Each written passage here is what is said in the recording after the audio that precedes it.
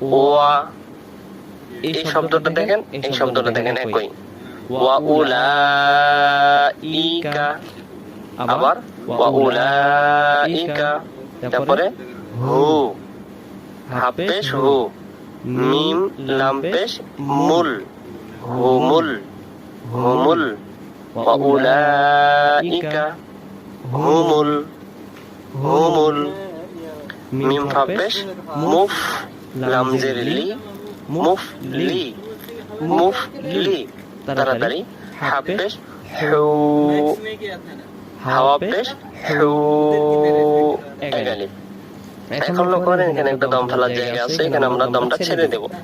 এখানে যেহেতু আমরা দমটা ছেড়ে দেব, হু এক আলিফ, আর এখানে ওয়াকফ হয়ে যাওয়ার কারণে জবরটা বাদ যাবে, কিন্তু জবরের নুন অক্ষরে একটা সাকিন হবে।